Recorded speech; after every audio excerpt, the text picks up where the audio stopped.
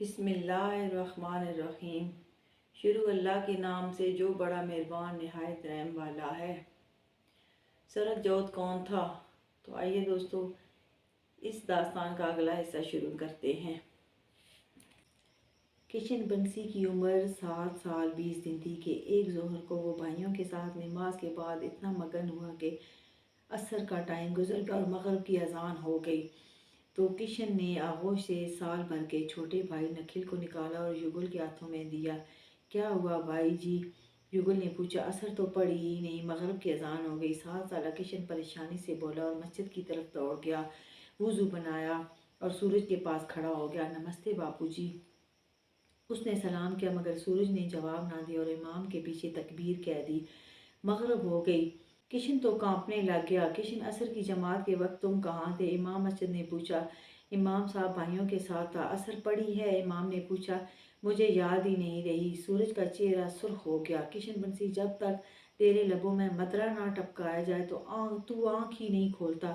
تجھے مدرا پینا یاد رہتا ہے تو نماز کیسے بھول گئی؟ بھول ہو گئی، مجھے شمع کیا جائے۔ کشن نے ہاتھ باندھ دیے۔ کشن بنسی، تجھے شمع کر دیا جائے اور دوسرے لوگوں کو پکڑا جائے، یہ کون سا نیائے ہے؟ سورج بنسیوں کی ریت ہے، نماز چھوٹنے پر پیروں کے ناخن اتار دیے جاتے ہیں۔ اسلام کو ہم زندہ نہیں رکھیں گے تو کفار ہم پر غلبہ پا جائیں گے۔ پنچایت کو بلایا جائے۔ امام مسجد گرج کر بولے۔ متروں، مسجد میں پنچایت بیٹھ گئی۔ کشن تو بری طرح بدحواس ہو گیا۔ چند دن پہلے اس نے قرآن پاک حفظ کیا تھا، اب دہرائی کر رہا تھا کہ عصر چھوٹ گئی تھی۔ باپو جی، کشن باپ کے پہلو سے لگ کر سلگ پڑا تو سورج نے غصے سے پرے دھکیل دیا۔ یگل، روتاس اور ڈلناس تینوں 4، 5 اور 3 سال کے تھے۔ تینوں سمجھدار بھی تھے۔ بھائی سے لپٹ گئے تو کشن نے کس کر لپٹایا اور منہ چوم کر تسلی دی۔ نہیں، تسلی سے من شانت نہیں ہوا۔ یگل بولا، میں نے کہا نا، من کو تسلی رکھو، تمہارے بھائی پر آنچ نہیں آئے گی۔ کشن نے پھر لپٹا کر منہ چوما۔ نہیں نہیں، پنچایت بیٹھ گئی ہے۔ 5 سالہ یگل اپنی بات پر زور دے کر بولے۔ کشن نے پھر منہ چوما۔ بھلے ہی لاکھ پنچایتیں بیٹھ جائیں، قرآن میرا دوست ہے، میری ڈھال۔ متروں، یگل نے اپنا آپ چھڑا لیا اور دونوں بھائیوں کے ہاتھ پکڑ لیے۔ بھائی جی، آپ کو قبلہ بنا کے پوجا ہے، جس طرح بھی کر سکتے ہیں اپنا دفاع کریں کہ آپ کے بدن میں عیب آ گیا تو ہم آپ کو سویکار نہیں کریں گے۔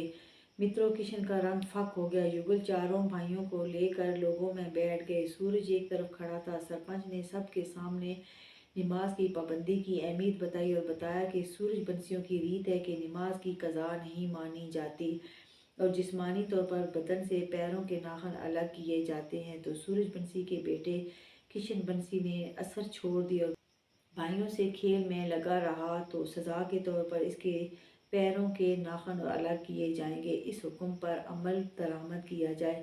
کشن کو تو پسینے چھوٹ گئے۔ باپو جی، نہیں، ہم کومل بدن ہیں۔ اس نے باپ کو دہائی دی۔ سرپنچ کے حکم پر عمل درآمد فوراً کیا جائے، سورج بنسی نے کہا۔ تو متروں، چند افراد آئے اور کشن کو پکڑ لیا۔ چھوڑو ہمیں، خبردار جو ہمیں ہاتھ لگایا۔ کشن بری طرح تڑپ کر ان کے ہاتھوں سے نکل گیا۔ حکم پر فوری عمل کیا جائے، امام مسجد گرج کر بولے۔ تو متروں، کشن کو دبوچ لیا گیا اور سرپنچ کے سامنے لایا گیا۔ کشن تڑپ رہا تھا تو سورج تیزی سے بولا، صرف حکم پر عمل درآمد ہو، کشن پر ہاتھ اٹھا تو میں ہاتھ توڑ دوں گا۔ کشن بنسی کی مزاحمت کو مزاحمت سے روکا جائے، نہ کہ جبر سے۔ سرپنچ نے حکم دیا تو متروں، کشن کو پکڑنے والے تمیز حد کے دائرے میں رہ کر کشن کو سرپنچ کے پاس لے آئے۔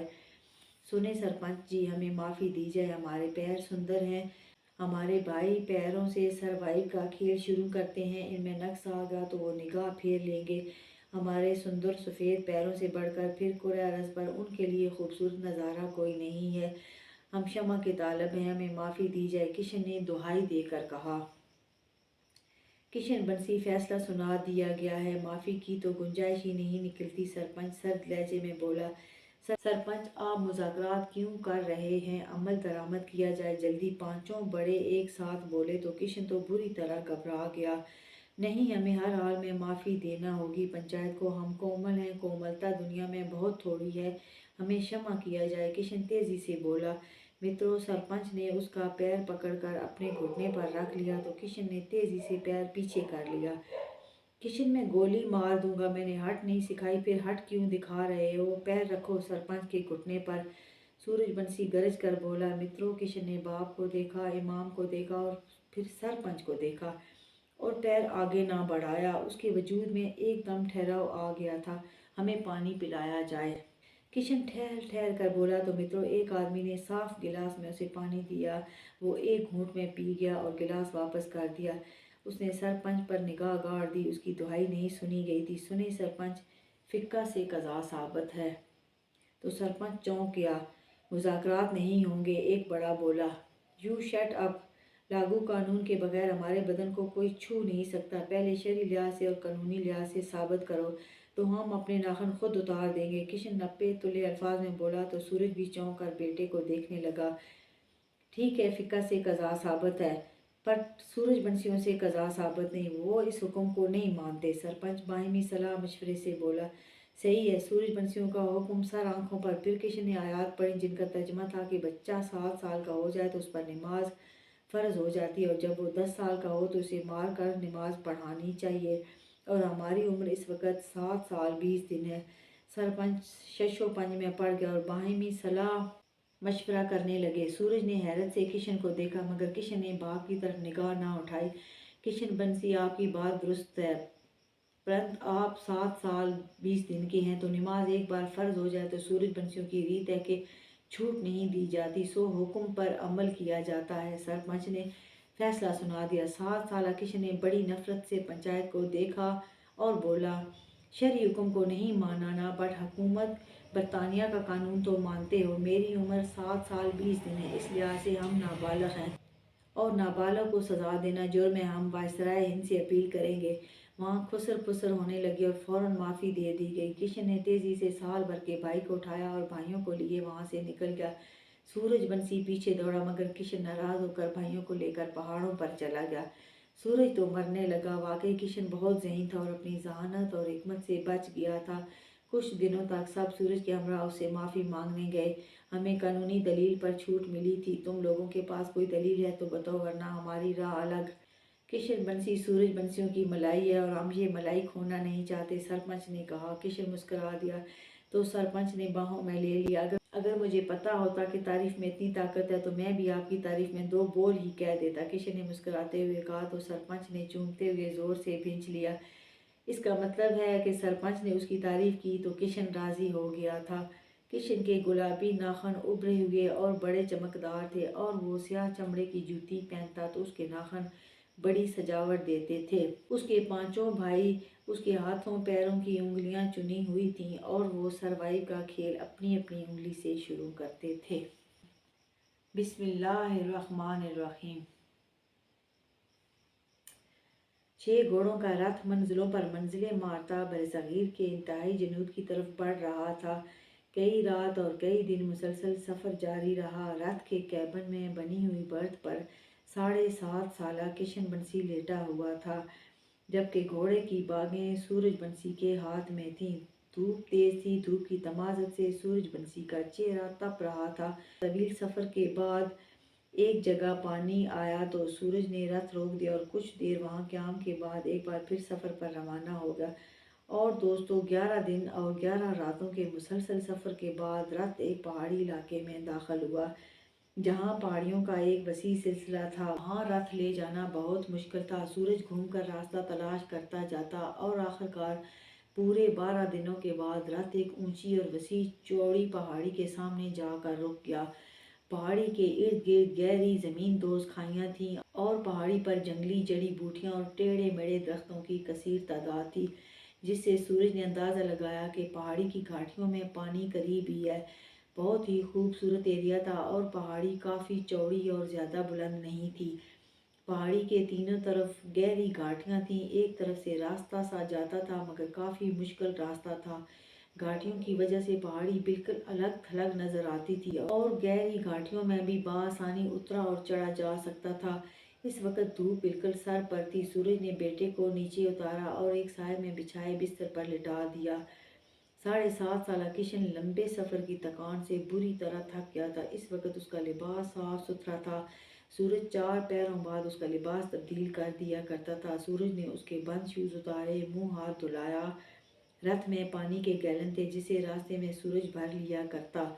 किशन की आंखें बंद थीं और वो बिस्तर पर बेसुध पड़ा था। सूरज ने खाना निकाला और किशन को अपने साथ टेक लगाकर बिठा दिया। खाना भुना हुआ गोश्त था जो आग पर सेंक कर पकाया गया था। सूरज अपने बेटे को खिलाने लगा।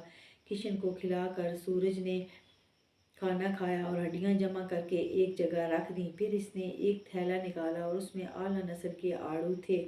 आड़ू सुर्खी माइल जर्द था, बड़े साइज का और सख्त था। अब किशन बाप की गोद में लेटा हुआ था। उसने आड़ू को हाथ से तोड़ा और बीज निकाल के बेटे को खिलाने लगा। किशन रग़बत से खाने लगा। बापूजी, हम यहाँ क्यों आए हैं? वो थकी हुई आवाज़ में बोला। सूरज ने मुंह चूम चूम लिया। सुन मेरे लाल, ये पहाड़ी सिलसिले बरसगीर के इंतहाई जनूब में हैं। यहाँ से 4 दिनों की मुसाफत पर असम की पहाड़ियाँ शुरू हो जाती हैं जहाँ असामी नस्ल आबाद है। गिनत के लिहाज से तो वो बरसगीर की सरजमीन में ही आती हैं, मगर चौंके वहाँ पे वहशी कबाइल आबाद हैं और फौज की दस्तरस से बाहर हैं और अंग्रेज़ सरकार भी उन पर हाथ डालने से कतराती है। यूं ये जगह जहाँ मौजूद हैं बरसगीर की जनूबी सरहद है। सुनो, ये पहाड़ी खरे सोने के डलों से भरी हुई है। इर्द गिर्द की पहाड़ियों में कोयला है। रकबे के लिहाज से ये पहाड़ी बकिया पहाड़ियों से वसी है। सुन मेरी बात गौर से सुन। जब तेरे बीच सरद जोत आ जाए तो उसका मंजर बड़ा नज़ारा देगा। वो थां थां देखेगा परंतु परेड में नहीं देखेगा।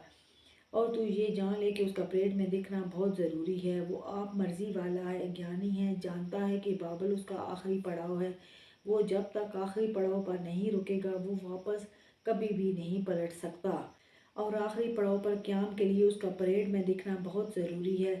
सूरज खामोश हुआ तो किशन फौरन बोला, बापूजी, सरद जोत आप मर्जी वाला है, परेड में ना दिखे तो मैं क्या करूँगा?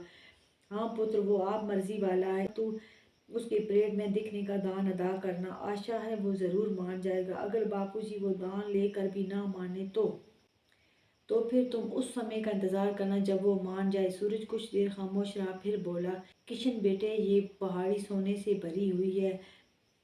दिल्ली में लाल किले में एक गोरा सरकार बैठता है। सरपंच ने उससे बात की है, वो कुछ रकम लेकर ये पहाड़ी मेरे नाम कर देगा। तू मेरा वारिस है, मैं तेरे नाम की तख्ती लगा दूंगा तो ये पहाड़ी तेरे बालग होने पर खुद ब खुद तेरे नाम हो जाएगी। और जब तेरे बीच सरद जोत आ जाए तो ये पहाड़ी उसे दान कर देना, मगर ये शर्त रखना कि वो परेड में देखेगा। और सुन खबरदार, जो एक कंकर भी यहाँ से लेकर गया, ये पहाड़ी तेरे पास सरद जोत की अमानत है। बापूजी उतामा पे रहने वाले की सुगंध एक कंकर भी लेकर नहीं जाएंगे। किशन बाप के घुटने से लगकर सिसक पड़ा था। सूरज ने भी सीने से भींच लिया और बहुत देर तक मोहब्बत बरतता रहा। सुन पुत्र, बेनियाजी सरजोत का पैरहन है। सरजोत भले ही विदेशी हो, उसने उतामा पे रहने वाले बेनियाज की बेनियाजी को अपना पैरहन बना लिया। उसका आबा विदेशी था और बड़ा ही बेनियाज था कि खुदा इस एक कायनात का ही मालिक नहीं, वो सारी कायनातों का वाहिद खुदा है। सुन, बाबल एक अफरीत है और ये बात सरदजोत जानता है और बाबल नहीं जानता सरदजोत कौन है। तूने मेरी सारी बातें गौर से सुन ली हैं, इन्हें ध्यान में रखना। तुझे ज्ञान धरती पर संग्रेज़ों में मिलेगा, उन्हें इकट्ठा कर लेना तो तुझे राह सुझाई देगी। बापूजी, मुझे संग्रेज़े कब नज़र आएंगे?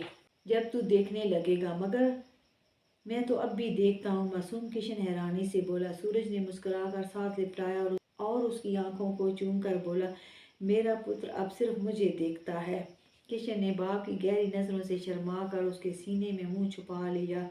बहुत देर तक सूरज प्रेम बरतता रहा और उसे मजीद आड़ू खिलाए।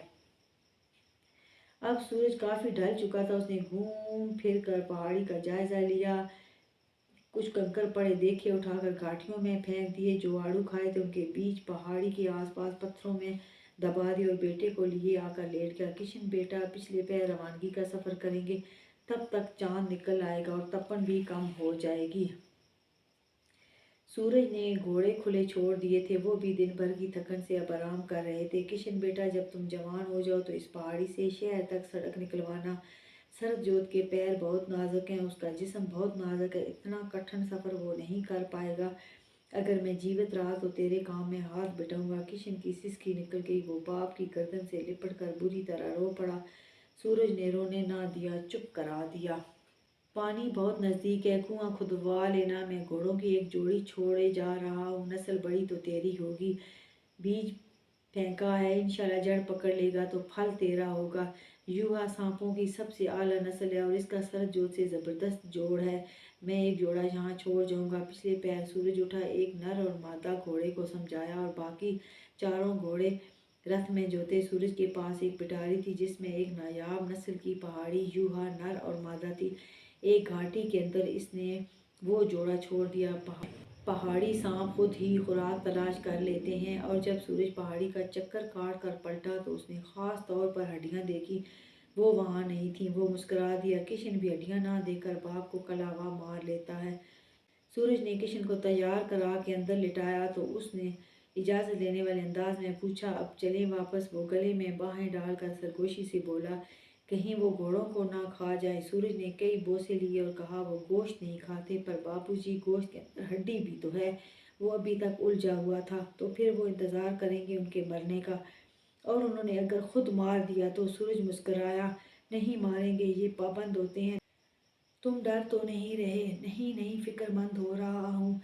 सूरज ने मुस्कुराकर कमर में हाथ देकर उठा लिया। डोंट वरी, वो किसी चीज़ को नुकसान नहीं पहुँचाएंगे, सिर्फ फेंकी हुई चीज़ उठाएंगे, वो भी जो उनके काम की हुई। इसने किशन को मुतमिन कर दिया और किशन के कहने पर वो वापसी के सफ़र पर रवाना हो गया। वापस आकर सरपंच ने कुछ रकम देकर लाल किले से उस अराजी के स्टाम्प पेपर बनवा लिए।